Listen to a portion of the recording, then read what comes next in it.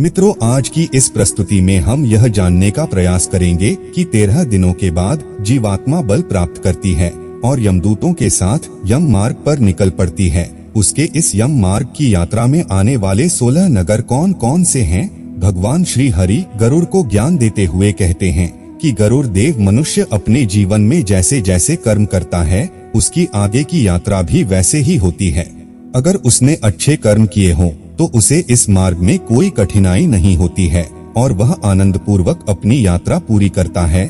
लेकिन यदि उसने बुरे कर्म किए हो तो उसे अत्यंत कठिनाई होती है और यमलोक की यात्रा करते समय उसे अनेकों कष्ट भोगने पड़ते हैं। उसकी आत्मा को पापी आत्मा कहा जाता है। यमलोक और मृत्युलोक के बीच की दूरी 86,000 योजन है। जीवात्मा प्रतिदिन अधिक से अधिक 247 योजन और आधा कोश का मार्ग तय करती है। इस प्रकार उस जीव की यात्रा 348 दिनों में पूरी होती है। इस यमलोक की यात्रा में यमदूत पापी जीवात्मा को खींचते हुए ले जाते हैं। जो प्राणी जीवन भर पाप में अनुरक्त रहते हैं, उनको इस मार्ग में जो कष्ट भोगना पड़ता है, उसका विस्तार पूर्वक वर्णन सुनो।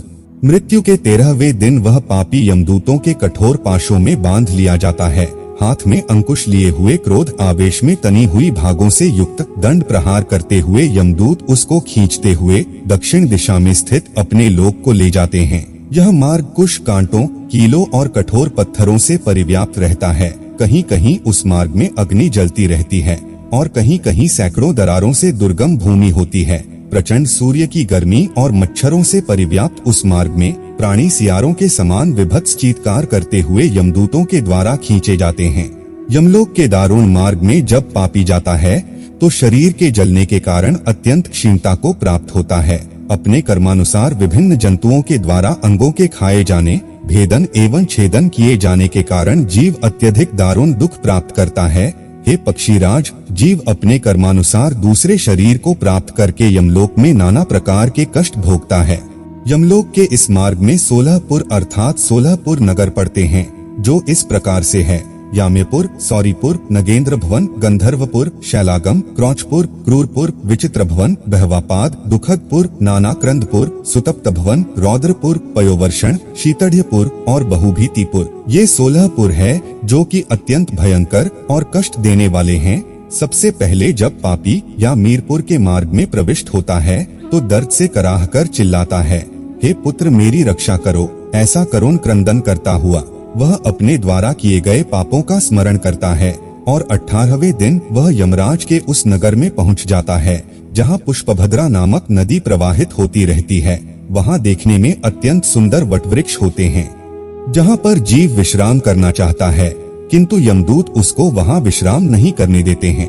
उसके पुत्रों के द्वारा स्नेहपूर्वक अथवा अन्य किसी के द्वारा कृपा पूर्वक पृथ्वी पर जो मासिक पिंडदान दिया जाता है, उसी को वह वहां पर खाता है। तदंतर वहां से उसकी यात्रा सौरपुर के लिए होती है। चलता हुआ मार्ग में वह यमदूतों के द्वारा मुद्गरों से पीटा जाता है। उस दुख से अत्यधिक पीड़ित होकर वह इस प्रकार विलाप करता है, उस जन्म में मनुष्य और पशु पक्षियों की संतुष्टि के लिए मैंने जलदान नहीं किया, गौवों की क्षुधा शांति के लिए गौचर भूमि का दान भी मैंने नहीं दिया। अतः हे शरीर, जैसा तूने किया है उसी के अनुसार अब तू अपना निस्तारण करेगा।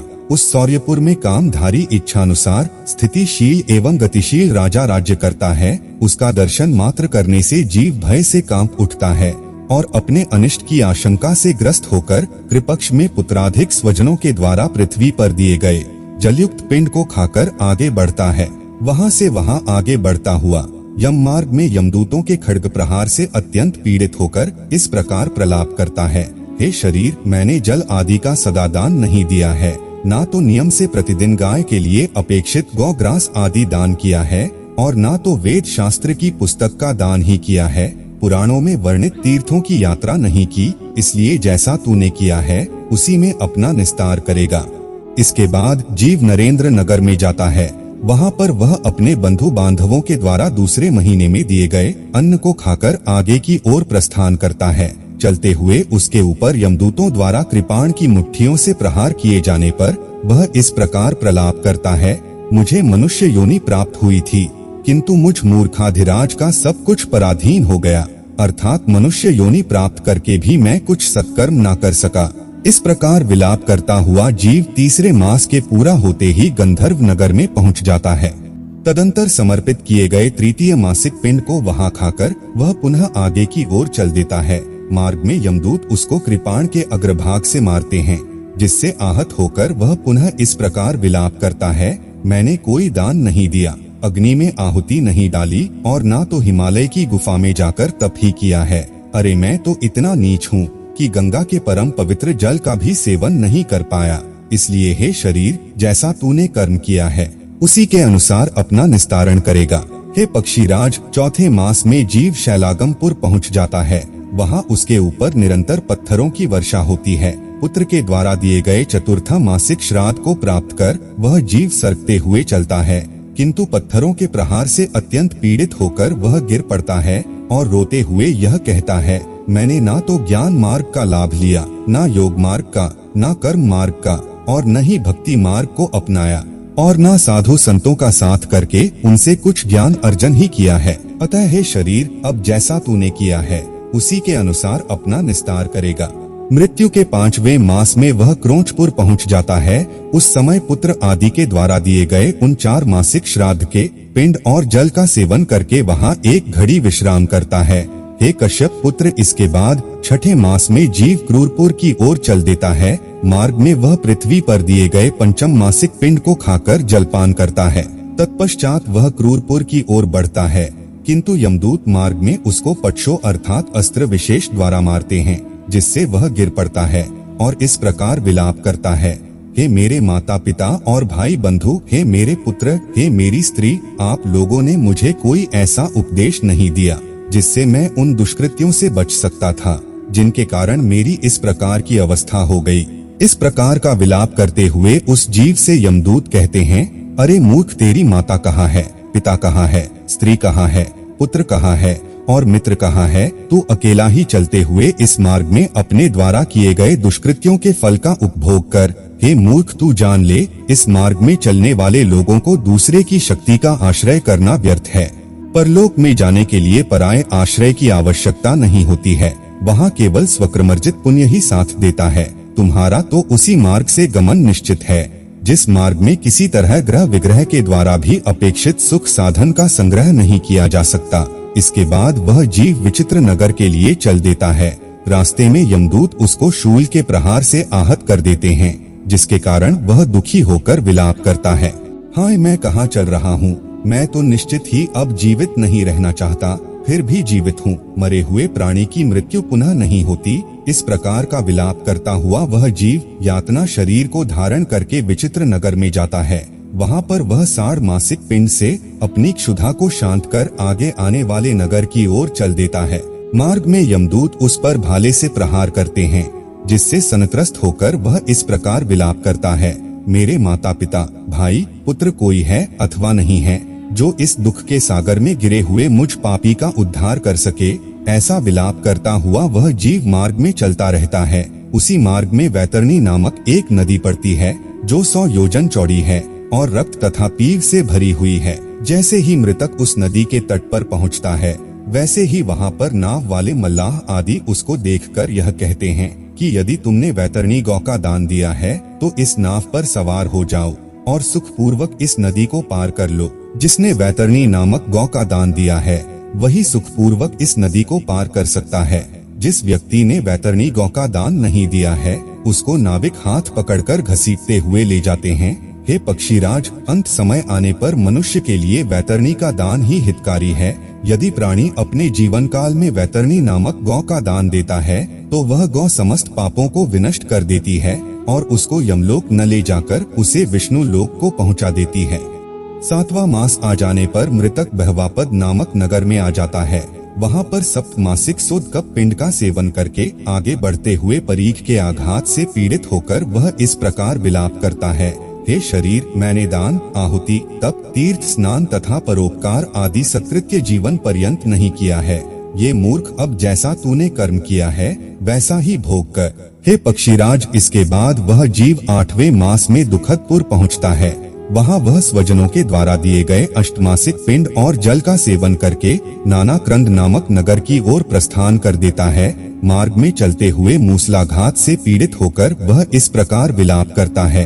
हाय कहाँ चंचल नेत्रों वाली पत्नी के चापलूसी भरे वचनों के द्वारा किए गए मनोविनोद के बीच मेरा भोजन होता था, और कहाँ भाला बर्छियों तथा मूसलों के द्वारा मुझे मारा जा रहा है। इस प्रकार विलाप करता हुआ वह जीव 9वें मास में नानाक्रंदपुर पहुंच जाता है। तदंतर 9वें मास में पुत्र द्वारा दिए गए पिंड का भोजन करके वह नाना प्रकार का विलाप करता है। तत्पश्चात यमदूत 10वें मास में उसको सुतप्त भवन ले जाते हैं। मार्ग में वे उसको हल से मारते पीटते हैं, जिससे आहत होकर वह इस प्रकार विलाप करता है। हाय कहाँ मेरे पुत्र अपने कोमल कोमल हाथों से मेरे पैर दबाया करते थे, और कहा आज इन यमदूतों के वज्र के समान कठोर हाथों से मेरे पैर पकड़कर मुझे निर्दयता पूर्वक घसीटा जा रहा है। 10वें मास में वहीं पर पिंड और जल का उपभोग करके वह जीव पुनः आगे की ओर सरकने लगता है। 11वां मास पूर्ण होते ही वह रौद्रपुर पहुंच जाता है। मार्ग में यमदूत जैसे ही उसकी पीठ पर प्रहार करते हैं, वह चिल्लाते हुए इस प्रकार विलाप करता है। कहा मैं रुई से बने हुए अत्यंत कोमल गद्दे पर लेटकर प्रतिक्षण करवटें बदलता था, और कहा आज यमदूतों के हाथों से निर्दयता पूर्वक मारी जा रही लाठियों के प्रहार से कटी पीठ से करवट बदल रहा हूँ। हे पक्षीराज, इसके पश्चात वह जीव पृथ्वी पर दिए गए जल सहित पिंड को खाकर पयोवर्षण नामक नगर की ओर प्रस्थान करता है। रास्ते में यमदूत कुल्हाड़ी से उसके सिर पर प्रहार करते हैं। हताहत होकर वह इस प्रकार का विलाप करता है। हाय कहाँ भृत्यों के कोमल कोमल हाथों से मेरे सिर पर सुबह सुबह तेल की मालिश होती थी, और कहाँ आज क्रोध से परिपूर्ण यमदूतों के हाथों से मेरे इस सिर पर कुल्हाड़ियों का प्रहार हो रहा है। इस पयोवर्षण नामक नगर में वह मृतक पुनद्विक श्राद्ध का दुख पूर्वक उपभोग करता है। तदंतर वर्ष बीतते ही वह सीताडीह नगर की ओर चल देता है। मार्ग में बढ़ते हुए उस मृतक की जिह्वा को यमदूत छुरी से काट डालते हैं, जिससे दुखी होकर वह इस प्रकार विलाप करता है। अरे कहाँ परस्पर प्रिय वार्तालापों के द्वारा इस जिह्वा के रस माधुर्य की प्रशंसा की जाती थी, कहाँ आज मुंह खोलने मात्र पर ही तलवार के समान तीक्ष्ण छुरी आदि के द्वारा मेरी उसी जिह्वा को काटा जा रहा है। तदंतर उसी नगर में वह मृतक वार्षिक पिंडोदक तथा श्राद्ध में दिए गए अन्य पदार्थों का सेवन कर आगे की ओर बढ़ता है। पिंडक शरीर में प्रविष्ट होकर वह बहुभीति नामक नगर में जाता है। वह मार्ग में अपने पाप का वर्णन और स्वयं की निंदा करता है। यमपुरी के इस मार्ग में स्त्री भी इसी प्रकार का विलाप करती है। इसके बाद वह मृतक अत्यंत निकट ही स्थित यमपुरी में जाता है। वह यमलोक 44 योजन में फैला है। उसमें श्रवण नामक 13 प्रतिहार है। उन प्रतिहारों को श्रवण कर्म करने से प्रसन्नता होती है, अन्यथा वे क्रुद्ध होते हैं। ऐसे लोक में पहुंचने के पश्चात प्राणी मृत्यु काल तथा अंतक आदि के मध्य में स्थित क्रोध से लाल लाल नेत्रों वाले काले पहाड़ के समान भयंकर आकृति से युक्त यमराज को देखता है।